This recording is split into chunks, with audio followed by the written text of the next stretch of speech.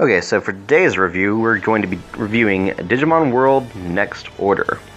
Now, Digimon World Next Order is a sequel to the original game Digimon World, or its predecessor, which was, the reboot of that game,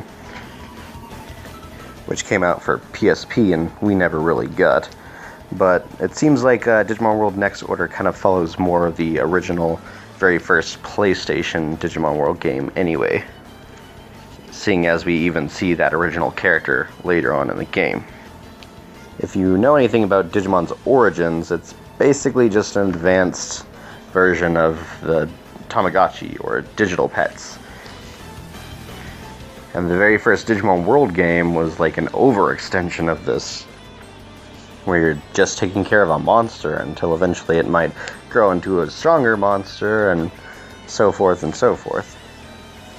Now in this game, the threat is once again the Machine Dramon, or as they like to say frequently throughout the game, the Machine Draymon. Your goal is to find out why regular Digimon around the digital world are all turning into Machine Dramon, and also to help bring Digimon back to the city, seeing as the Machine Draymon chased them all away. In this game, you'll be spending 90% of your time just training your Digimon, taking them to the gym, and literally putting them through a training process where you kind of have like a roulette thing that could possibly give them even, more stats towards that, or more points towards that stat. The other 10% will be traveling around the digital world, fighting and collecting materials. The materials can then be used later on in the game to help build and expand on certain areas of the city that you're building. So without further ado, we'll start talking about the pros and cons of the game.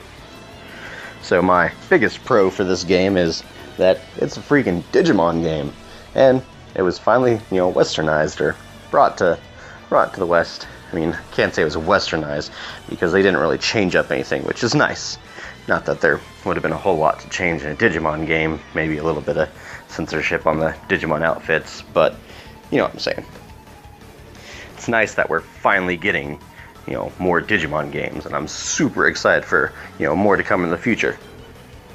Another pro I'd like to mention is that there's a lot of Digimon in this game. I was fairly happy with however many Digimon was in it.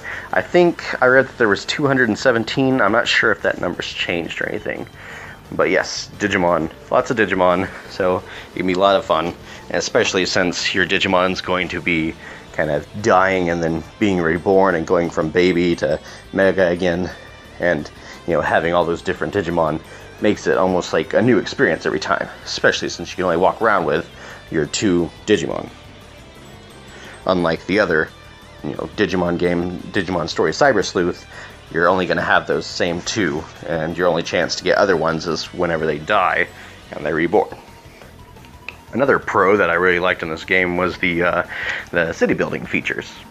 Like, it's nothing too advanced, but eventually in the game, the city's going to become bigger, and there's even other areas, and you can go to something called the Builder and start upgrading them. And as you upgrade them, they all get, really nice features. Features that'll help you out in the game. Another pro that was really just kind of a cool shout out is once you get to the city in the game, if you play the original Digimon World, you're going to instantly recognize the music. They revamped a lot of the old music for this game, and I like it. It's a nice nod to the fans, nice nod to the original. Then the last pro I want to talk about is that, it's definitely an improvement from the original game. Though, I mean, that might not be, a great big con, considering the original game did come out on PlayStation, and now this is PS4, so they didn't upgrade it, what the hell were they doing? Okay, so now we're moving on to the cons, which is kind of unfortunate because there's actually a whole lot of cons in this game. First one I'd like to mention is that this game is just boring. As mentioned before, Digimon's based off of digital pets, and this is like a more extended version of that. And that is the game's biggest problem, is that 90% of the time, you're just sitting there raising a Digimon.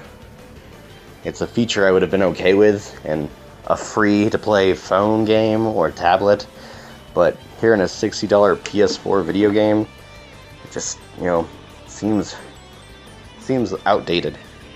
So if you really don't love playing digital pet games, which, is 2017, you probably don't, then this might not be the game for you. And I'm not joking about that 90% of the time you're going to spend just training your Digimon and taking care of it. That is the actual thing. It's taking me 3 days to get through the first chapter. And so, raising your Digimon apparently, obviously is very important in this game. And that also leads to kind of the other problem, which is the battle system.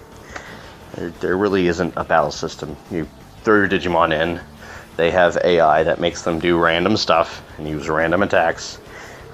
Kind of random attacks. You can set up to 4 different attacks onto your Digimon if you've learned that many moves that specific Digimon can use. And then they'll kind of go through them, using different ones against your enemies that you're fighting. Also, the enemies' levels and their, stages, the Rookie, Champion, Ultimate, Mega, are also very confusing. Because there's been plenty of times where I've had Megas that have trouble with Rookies. But in the battle system, you just, sit there and watch your Digimon fight for the most part. There's a few things you can do, but ultimately, they're kind of worthless. You have something called order points for your Digimon, and once they get up to 150, you can use your Digimon's ultimate move, which is really nice. Except for, you're waiting forever to use this ultimate move, and you get to use it, spinning up all your order points, so you can't use any more orders until you build up more. And then also, you have to go through this whole kind of goofy cutscene to even use your ultimate move. And if it's not dealing that much damage, it just becomes that more infuriating.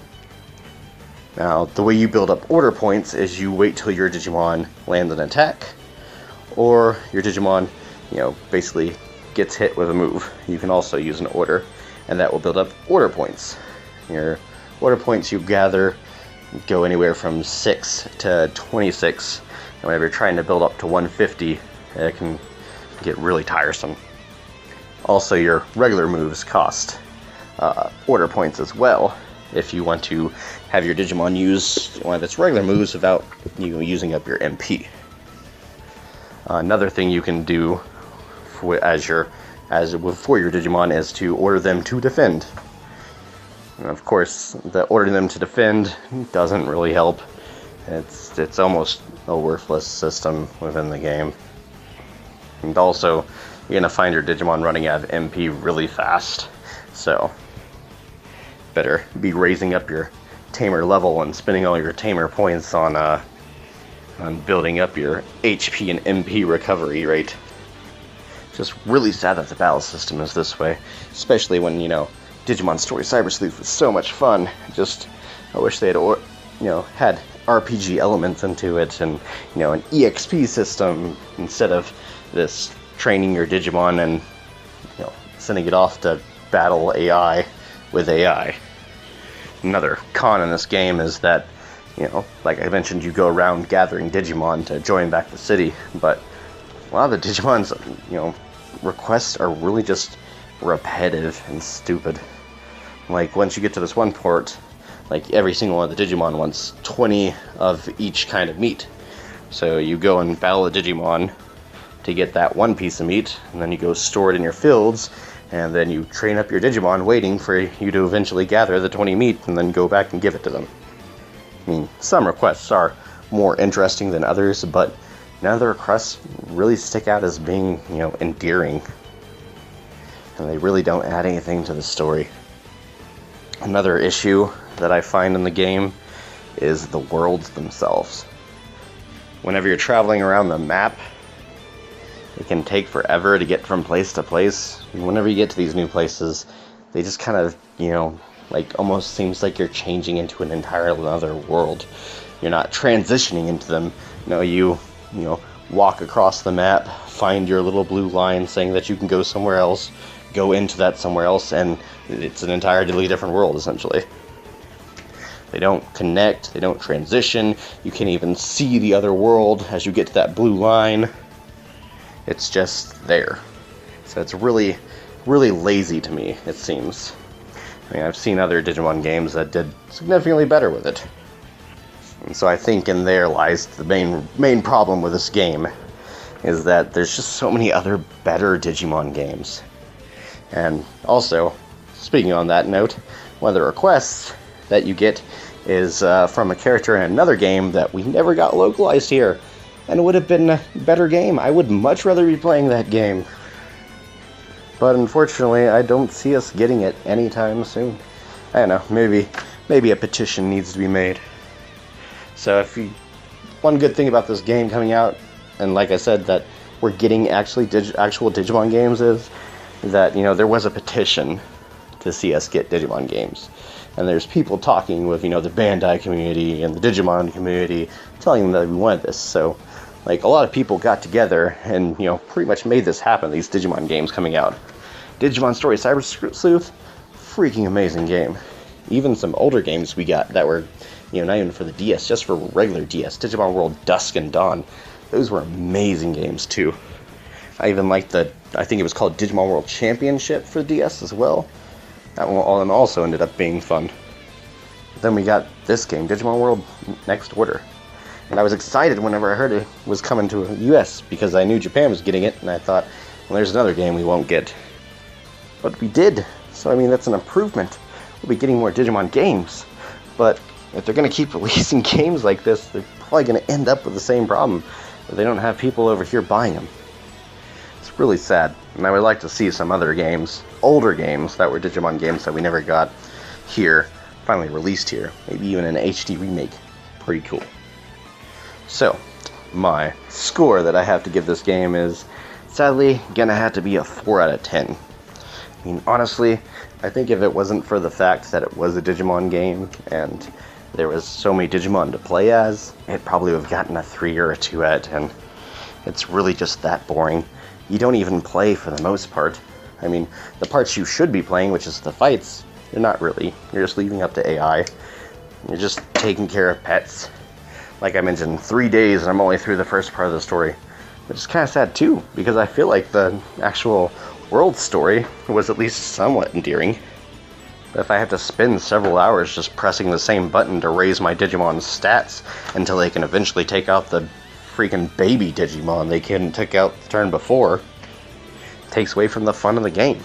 I mean, I even prefer the grindy elements of RPGs as opposed to this.